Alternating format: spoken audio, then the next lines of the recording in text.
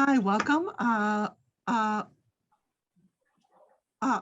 Sorry, I stuttered right off the bat. Uh, my name is Karen. I am the Adult Program Coordinator at the Downers Grove Library. Thank you for being here with us today. A couple of quick things. If you could keep your mics muted during the presentation, that would be great. It just cuts down on any background noise. The program is also being recorded, but any questions that you ask at the end, we do edit out. So other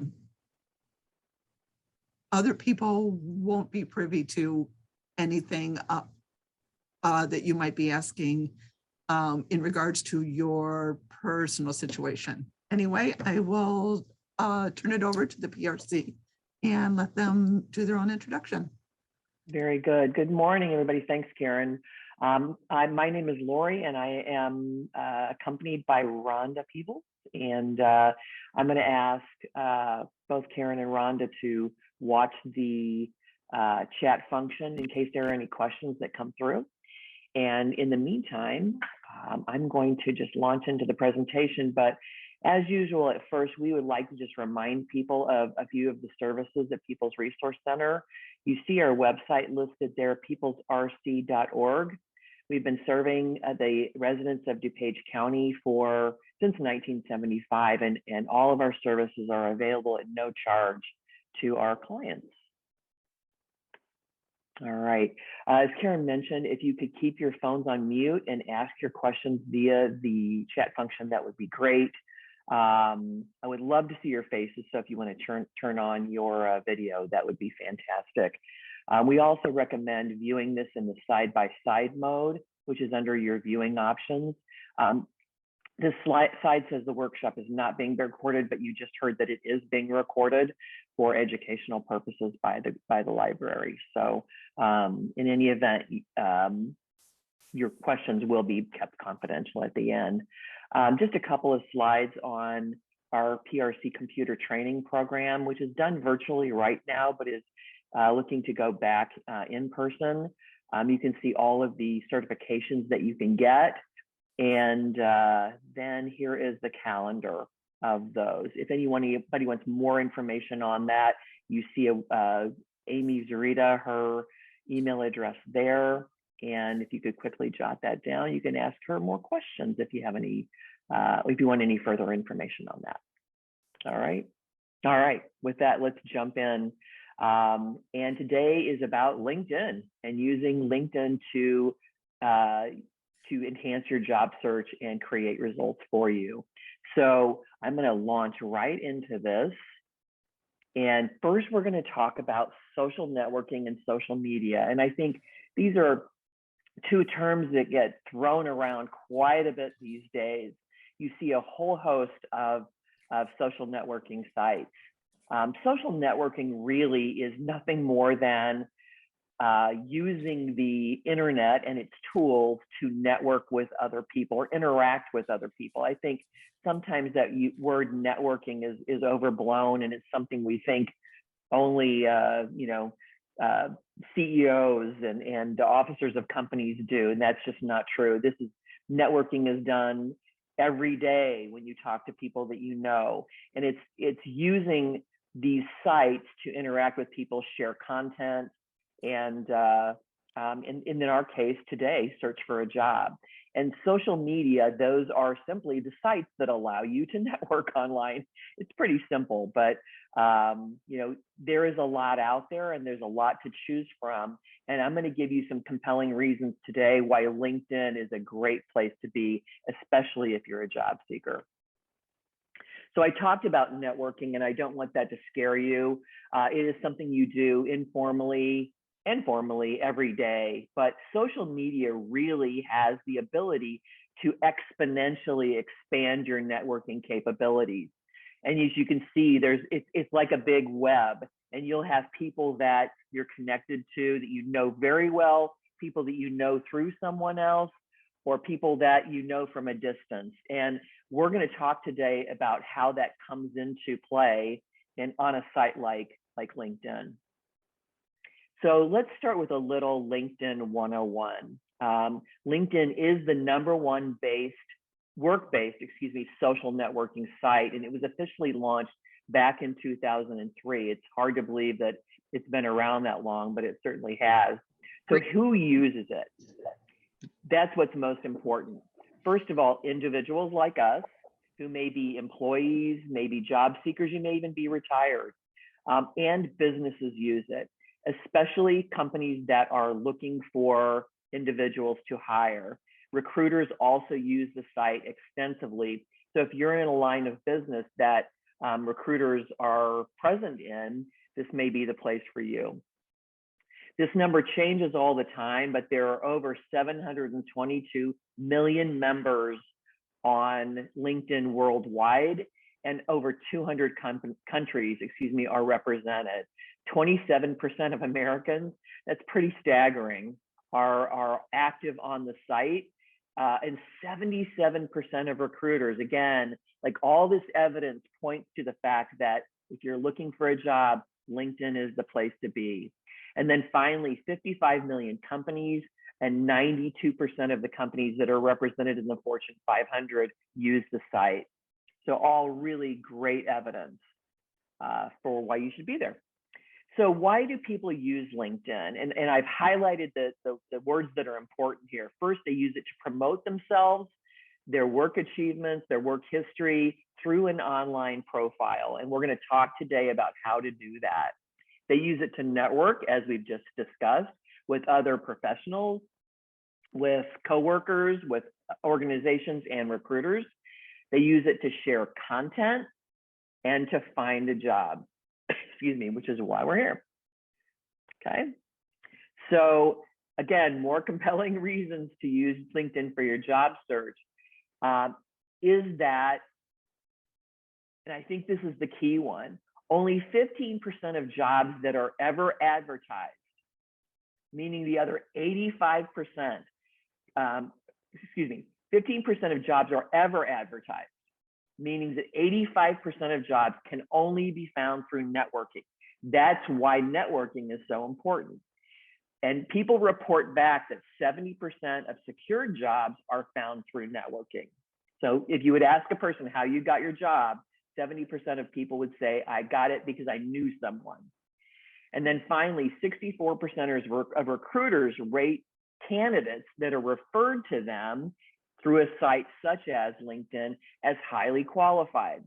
So the more you have that networking surrounding you, the more, the better qualified a candidate you seem to be to someone like a recruiter. So again, I'm just giving you all reasons why this is an important place to have a presence if you don't already. Okay, so we're going to then start to look at the application itself, the site. And I'm going to tell you right out of the bat, it probably won't look like this once you get in and start working with it. LinkedIn does a great job. In fact, I was just reminded this morning, I was talking with Karen and Rhonda as we got on, that the site changes all the time. And they're doing this because they're bringing you a fresh look. They're bringing you more capabilities. They're bringing you more content. So it will not look like this when you get in there. There'll probably be a different picture, but by and large, the functionality is the same. It hasn't changed much over the years. There's just more stuff in it, if you will. So you will find a landing page. It's linkedin.com, nothing more fancy than that. And you will see a button in the upper right-hand corner, either join now or sign in if you already have an account. Very simple. All right. So when you do that, a little next screen will pop up, and you will be allowed to pick your, you'll start with an email address and then pick a password. Very simple, something you do on every other site. Excuse me. So you create your login, and then you're allowed to start adding content. And the first thing that you're going to want to do, and you might be compelled to get in there and start looking for jobs, but you can't apply for a job until you create a LinkedIn profile. And we're going to take a few steps, few slides, and I'm going to show you how to create your profile and make it as robust as possible. One thing I want to note right out of the gate is that if you're creating a resume, you're generally told to stay with one page. The great thing about LinkedIn and your profile is you can add content to your heart's desire.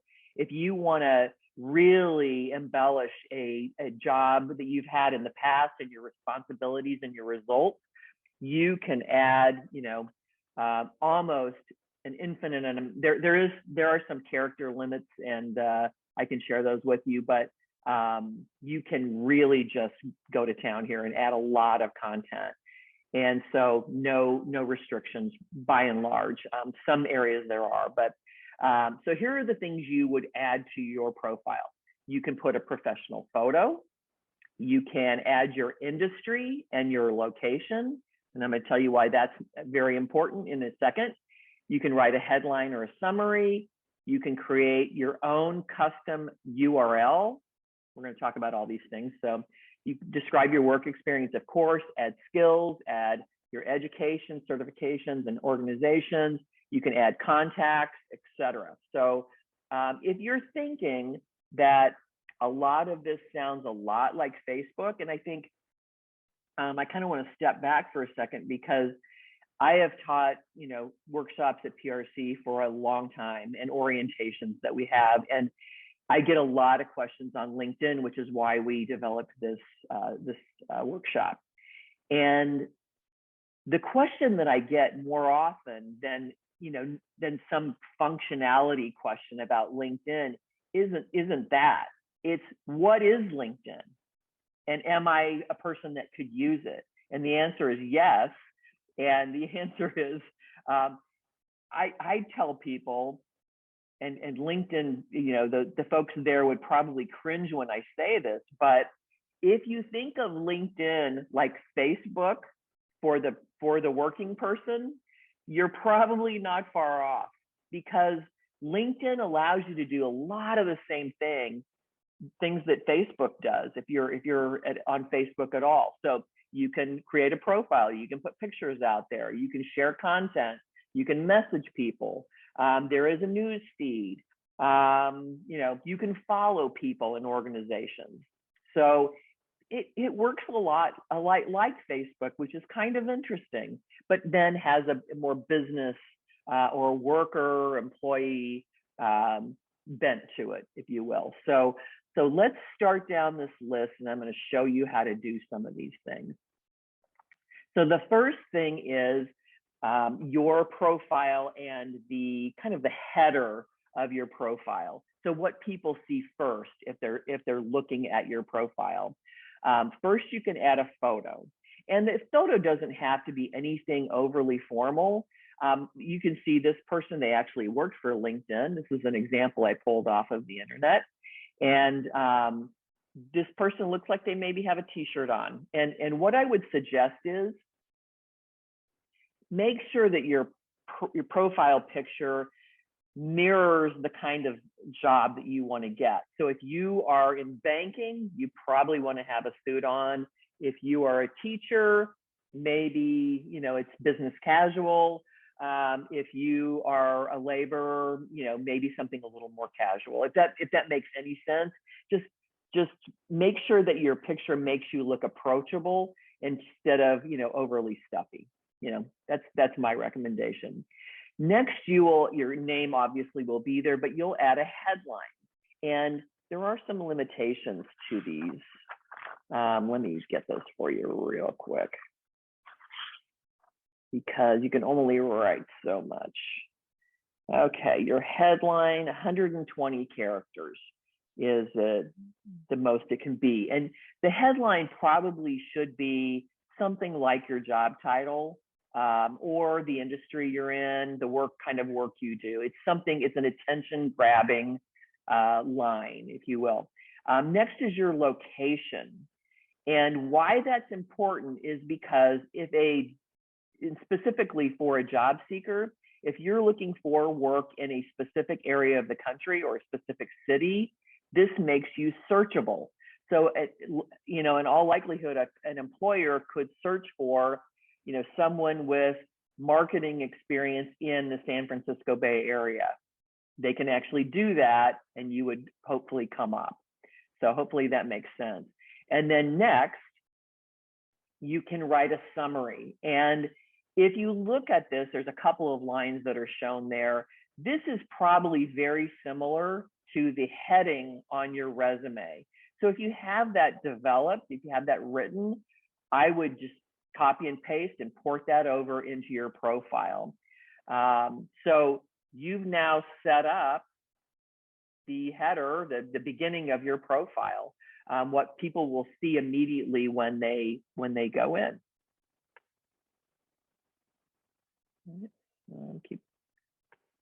There we go.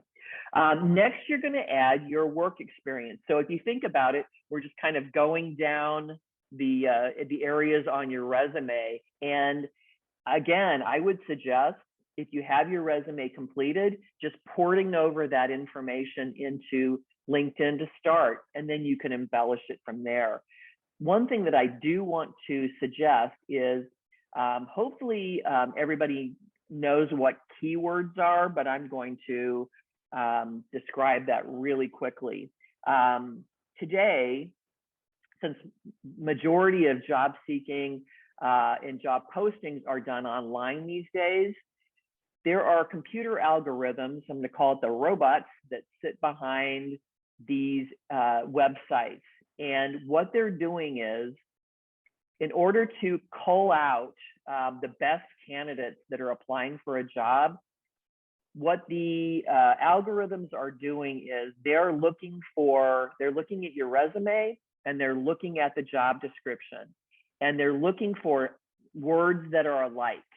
They're looking to match words, and the more matching there is between those two documents, the higher you are in terms of likelihood of getting, moving on to the next step and matching the job. So keywords are extremely important. You can Google these. In fact, there's a spot I'm going to show you on LinkedIn itself where it'll give you keywords for your job. So these are words that are skills, accomplishments, and experience that will help you match to the job description. What I would suggest as well is printing off a job description and highlighting the skills and accomplishments and work experience that they're looking for, and making sure that those words are in your resume. So keywords are important. We're also going to suggest, just like your resume, that you use what we call a STAR approach. That any little bullet points, if you see those bullet points down there under accomplishments, that they are in a STAR, situation, action, result format. Because the more results you show, the more credible your work experience is. It's something to say that I've managed people, but if I tell you I managed a team of 25 people, that just, again, lends more credibility, more believability, and scope to the responsibilities that you've had. All right. So that's your work experience. And it will be in a similar format with title, the company, and the years that you worked there, and the location you worked there, along with your accountabilities and your accomplishments. Very similar to your resume. All right. We talked a lot about keywords, and they come really into play in LinkedIn, because the next thing you can do on your profile is add your skills. And this is very, you'll be led through this kind of stage to stage while you're creating your profile. But after you put in your work experience, then you put in your skills. And there is a section to do that. You see the little screen capture there, but it is already reading, LinkedIn is already reading what you've put in your work experience, and it's suggesting skills that you could add. So this is your way to add keywords to your profile. that will make you searchable when an organization is looking to hire. So you can put up to 50 skills in here. And, there are things like computer skills and, being a manager and writing and specific experience on technology, things like that. That's what you want to put here. And it's kind of interesting as you start typing something, like if I wanted to put marketing communications in there and I start typing it, it's catching up with me and already suggesting words that I could add. Again, you can add 50, and the more the better, in my opinion. So this is where you're going to add your skills. Next is endorsements. And it's interesting. The next two sections that we're going to talk about, if you think about it, if you're even probably none of you are even remotely close to my age, but back in the day, as they say, whenever you left a job, you would always ask someone to type out, believe it or not, a letter of recommendation for you or an endorsement. And so you could walk away from the job with a piece of paper that said, my former manager, thought highly of me and recommends me for any job moving forward. LinkedIn is the new and improved way to do that. And that's the way people can find out that people back you. And so those skills that you've just put in on the previous screen, now this is a way that your former colleagues, anyone who knows you, friends and family even, can come in and say, yes, that person has that skill. So this screen capture here is taken from my own account, and I said that I have cross-functional team leadership. That was the skill that I put in. And lo and behold, 21 of my former colleagues came through and said, yes, clicked a button and said, yes, she has that skill. So it's one thing for me to say that I can do that I have cross-functional team leadership, but 21 people who worked for me said, yes, I agree, she does have that skill. So you can imagine how powerful that can be to have other people, say yes, they affirm the fact that you do have that skill. It just makes it all the more powerful. And then the next section is actually the modern day letter of recommendation, which now is done all digitally and made much more simply. So in this section, I can search for a contact that I have or a connection, and I can write a personal message to them asking for them to endorse me for a specific job or for work in general or for a specific skill. They can write whatever they want, but they've made it very simple on LinkedIn. So I just have to say what my relationship to, if you can follow in the boxes there, what's this person's relationship to me? It might be a former manager, a former colleague, etc. What my position was at the time. And then I'm able to write that person a quick note and just say, hey, I'm building my LinkedIn profile. Would you write me a recommendation? And then that person can just reply to that with their recommendation, and it goes into your profile. It's all very easy and very powerful information to have in your profile. Okay. Oops, I did not mean to do that. Sorry, people. I went on the wrong button. Okay. So next, you can actually upload your resume. And why is this important? Because if you're looking for a job, your resume will be there and will be used in the application process. I have found probably 5 to 10 places on the LinkedIn site where you can upload your resume. So you'll be able to find it. It is under several sections, including when you create your profile. I would say look for the pencil icon, and then when you do that, it's editing, and under the experience section, this is the general place to find this. Again, there are other places, but scroll down to media and then click upload and select your resume file and click apply. You're just simply uploading your resume and then hitting save. So it will take multiple versions of resumes. So you can, if you have 3 or 4 different versions, you can upload them all. And just this morning, I found some new information. There is a resume builder function that can actually create a draft of a resume from your LinkedIn profile. So that's new functionality that just in the last few months has been added to LinkedIn. I'm going to discuss that more in a minute, but I wanted to make sure I added it here. Okay. All right.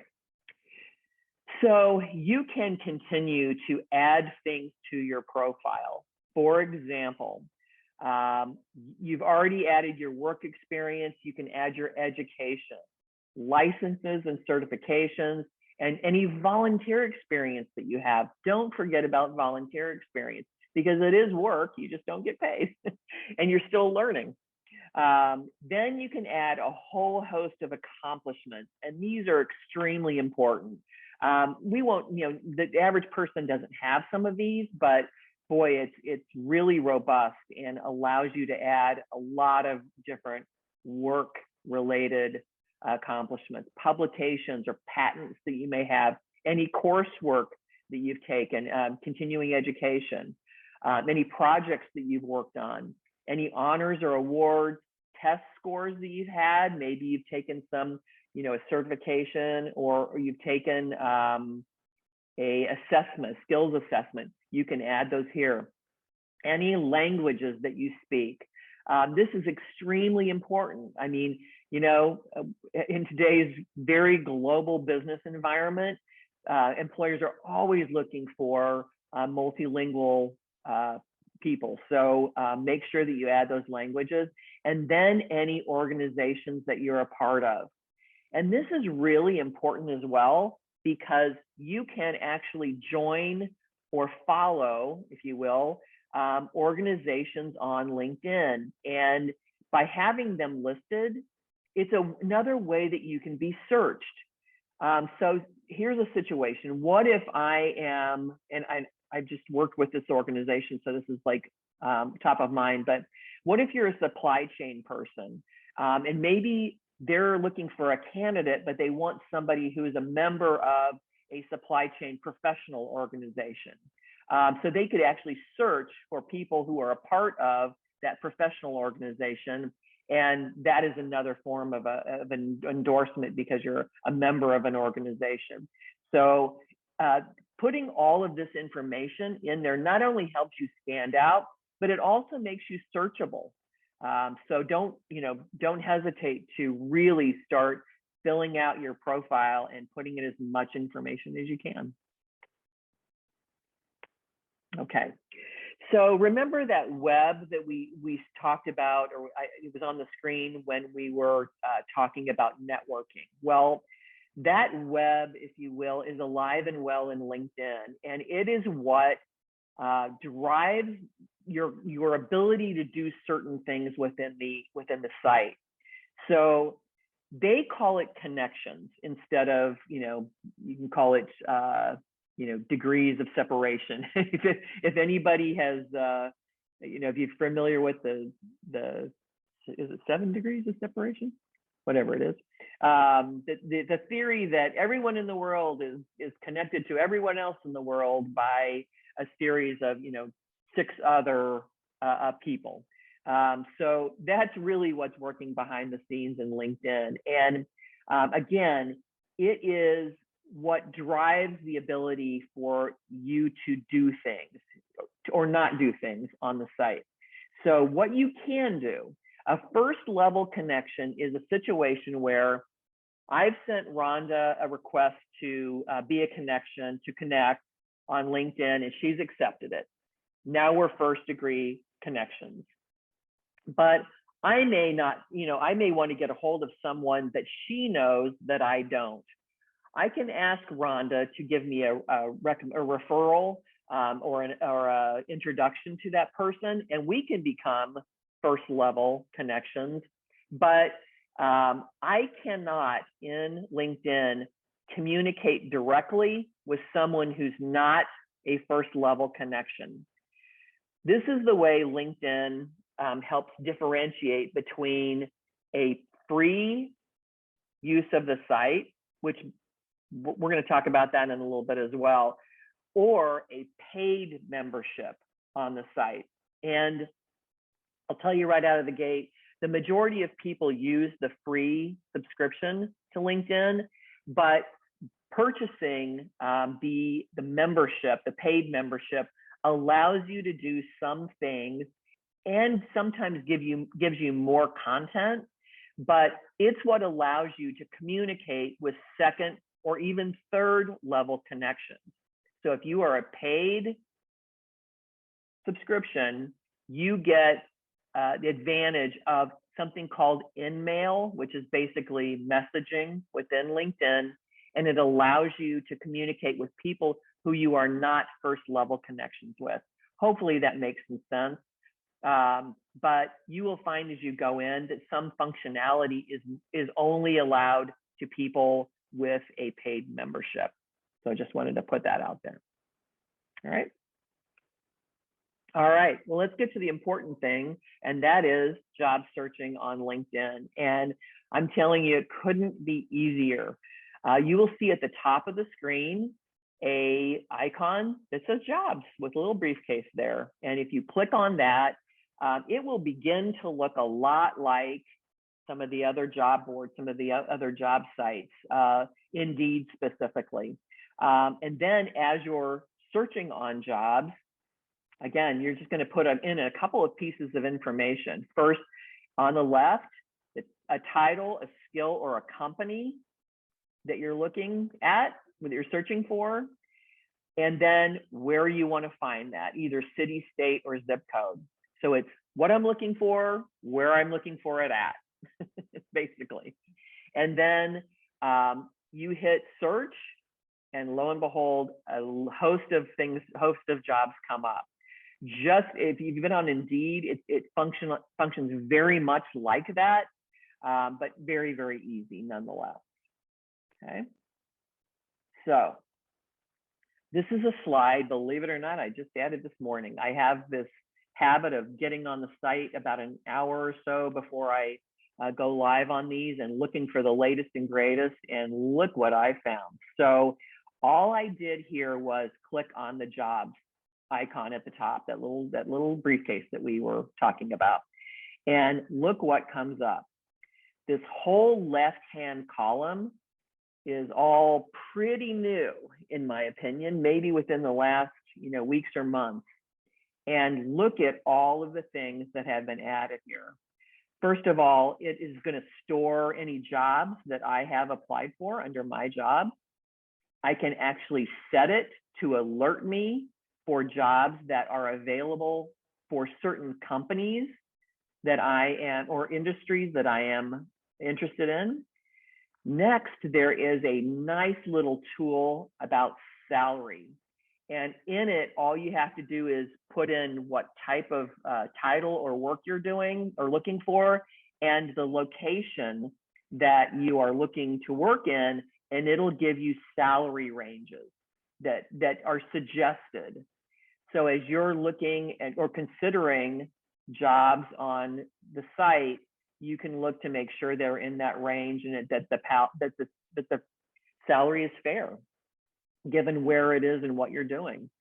Next is a skill assessment area, and these are really great, but I think there is a limitation here, and I know that LinkedIn will fix this over time, but they are mostly technology related right now, instead of just general business skills or role specific skills. So you're going to find a lot of technology under there right now, which is fine, but they'll really need to add to it. I want to make a little plug for PRC right now, and that is that we have a whole set. I mean, there are literally hundreds of different job titles that you can take skill assessment tests for. And if you are a PRC client, these are absolutely free to you. And you can actually use the results of those skill assessments to realize whether your skills are up to date. And then you can actually advertise a good score if you get it. You can add that to your LinkedIn profile. So don't forget about PRC and our skills assessments. But that is here. Next, interview prep. And there is some great information here, including questions that can be asked, like interview questions. And believe it or not, this is a really cool function, and I really want to dive into this a little more. You can actually ask for interview questions by job title, which is really cool. So suggest that you get in there and really play around that, play with that. That's just unbelievable functionality and really, really neat tool. Next is a resume builder, and they've really gone the extra mile here. You can either start new, or they can recommend formats for you. As I mentioned before, they can actually build a template and a draft of a resume from your LinkedIn profile. So very neat. That makes it so easy if you have not put a resume together. And then finally, there's an insights section where they can recommend things like keywords for you, that I mentioned before. So this new functionality is just off the charts, really, really good. And the thing that occurred to me this morning is, boy, LinkedIn, that started really as a networking site, has become a job board in a big way. I mean, they are really making a push to be competitive with the Indeeds and the Monsters and the ZipRecruiters of the world. So again, all the better place to be, because now you combine the ability to look for a job with the ability to network. And that is something a regular job board like an Indeed cannot do. So boy, I'm continually blown away by what LinkedIn has done and how they're really pushing into this area. And then finally, job seeker guidance that you'll see on the left there. One of the last things, there is a host of videos and best practices that you can add. And if you look on the right as well, in the words in purple, there's another button you can push to get job seeking best practices and help you stand out to recruiters. So they have just, again, kudos to them, have done a really nice job. But the important thing on this page is, if you look in the center, it has suggested some jobs for me. And they are based on some of the skills in my profile and the keywords. It's going to recommend some job searches, but there are also some recommended jobs for me. But I can also go in and then get really specific about the location I want to work and the specific title that I'm looking for, and search on that. So really great stuff. So you see these jobs listed here in the middle. I can click on any of those, and sometimes it will allow you to apply right there on the LinkedIn site, and it funnels the resume to the right person. Or sometimes you might get redirected to a corporate site, and you'll have to create a login and then apply on their site, which is perfectly fine. Most of the job boards will recommend, if you ever get redirected to a corporate site, to apply there. That's a better place to be. It's better to be on their site, the company that you're applying with, and apply right there. It's just a more direct connection with them. So boy, there's a whole host of things that we got to talk about on this slide, which is exciting. Then the next thing you can do, and again, we're just kind of working down through that creating of your profile, is you can set job seeking preferences. And there are a couple of different places you can do this. You will find under privacy, and then under job seeking preferences, the ability to narrow your search. You can also set privacy, LinkedIn, again, does a great job of allowing you to decide who can see what. And I've actually had the question before on one of these workshops. I think a woman had gone through a bad divorce, quite honestly, and had said, I don't want my ex to be able to see my LinkedIn profile. And so you can actually, down to a person, you can set a preference to block a person from seeing your profile. You can do weird things like only show your first name or only show your last name to certain people. You can not share your email address. You can specifically let recruiters know that you're job searching. So these settings, and I would just encourage you to get in there and play around with a little bit, because there are many of them, the settings, and they're very specific. So get in and play around with it a little bit and see if there's something in there that's appealing to you.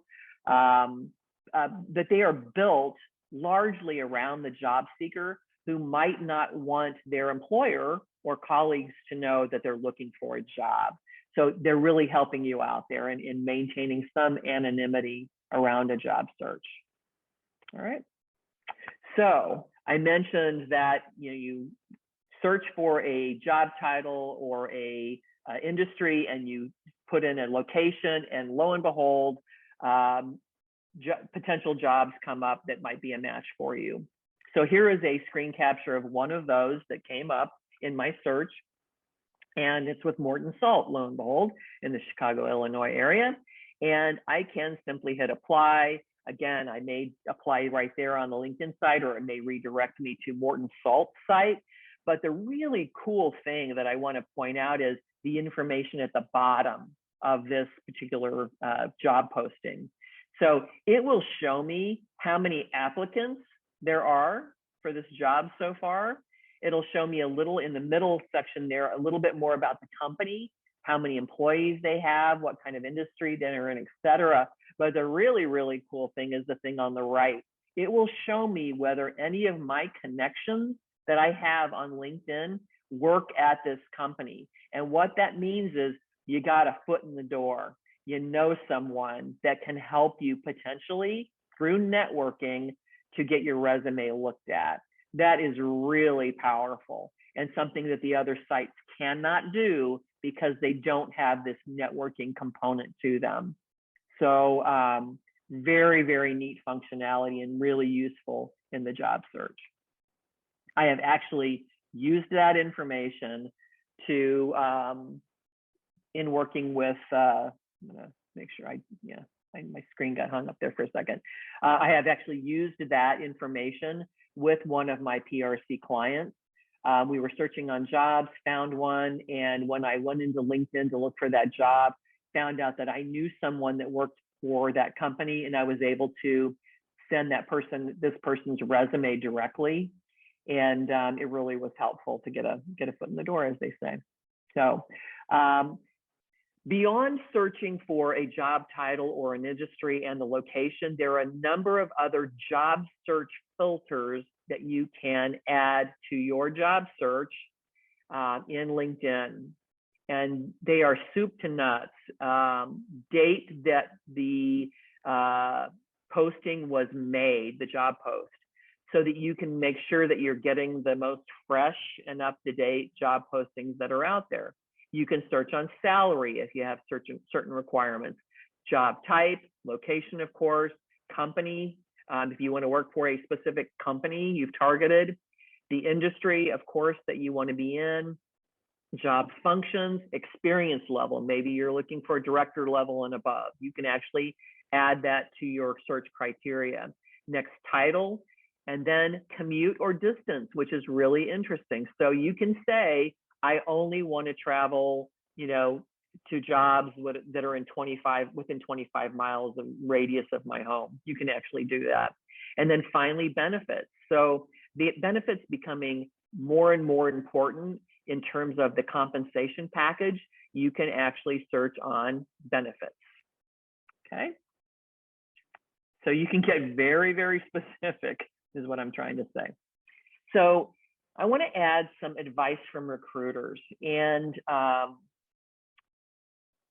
will upfront admit to you that I have not tried to do all of these, and I'm not even sure all of us could do all of these, but nonetheless, this is what the recruiters have to say, so I want to share that.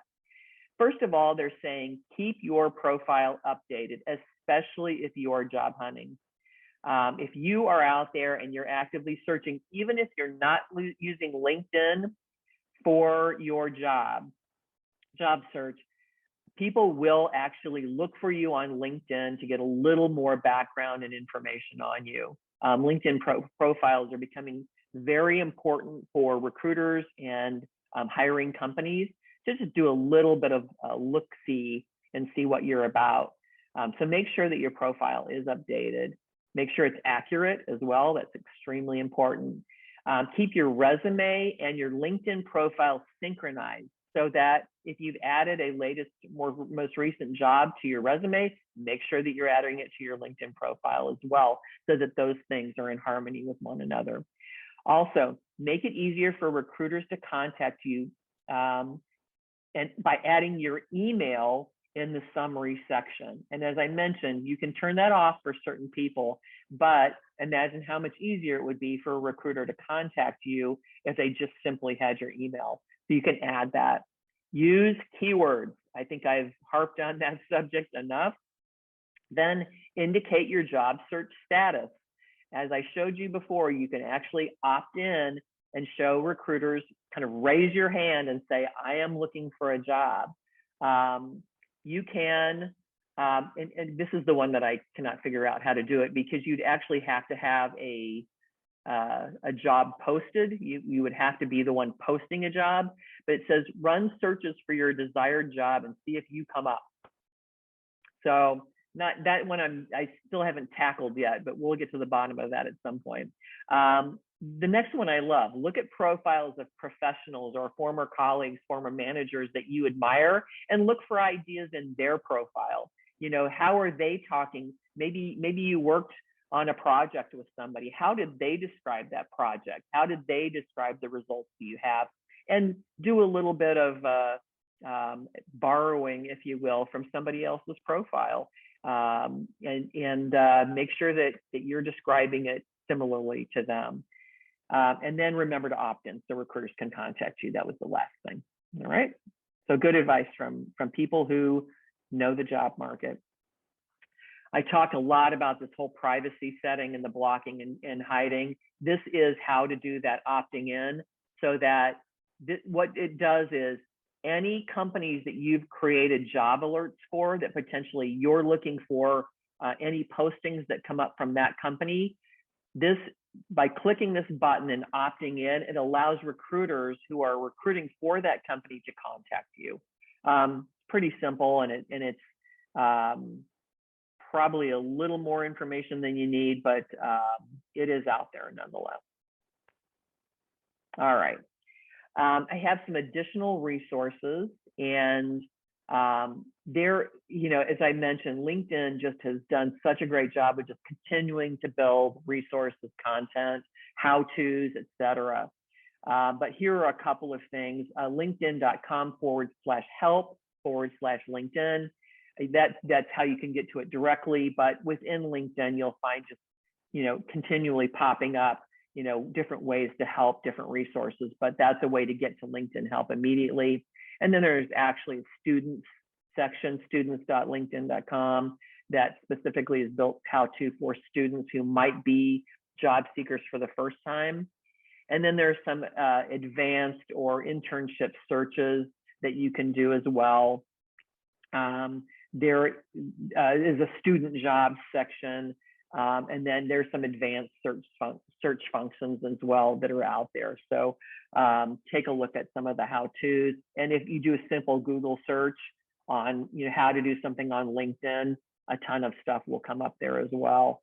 So I have some frequently asked questions that I want to look at, and then we can answer any questions that you might have. So the first one is, how do I control what others what others can view on my profile. And I hope that I have addressed that question as we've gone on, because there are numerous ways that you can set security settings down to a person that you do not want to look at your profile.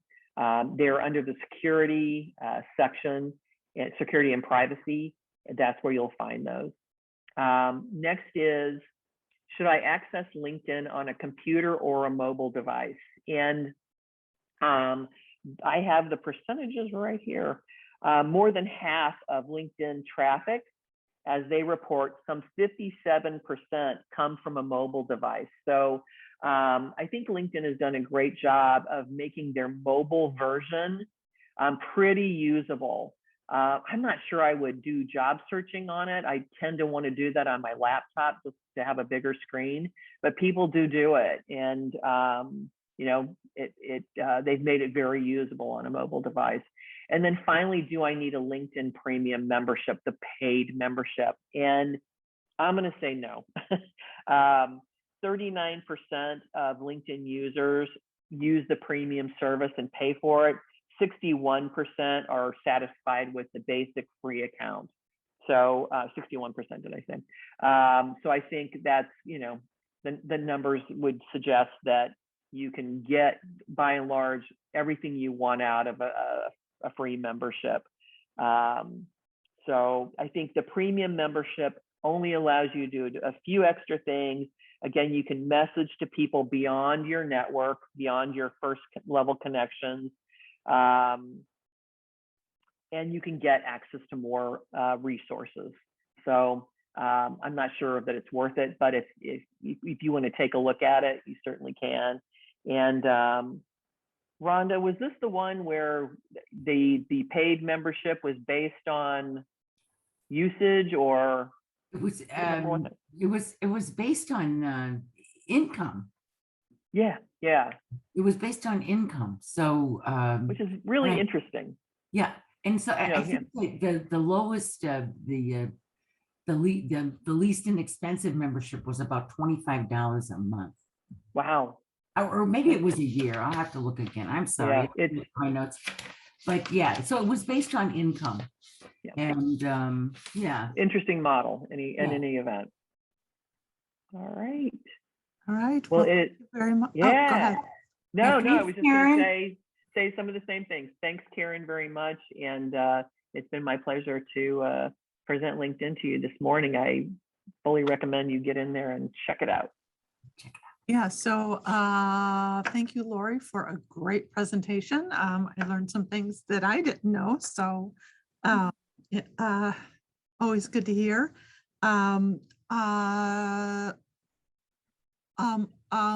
If anybody here today has any more questions, certainly feel free to reach out to the People's Resource Center. And the recording will be sent out to everyone probably in about 2 days. So look for it there. And again, thank you for joining us today. And hopefully we will see you at the next job workshop. Or we won't, because you'll have a job. So have a good day. Thanks, everybody. Thanks, Laura. Have a good day.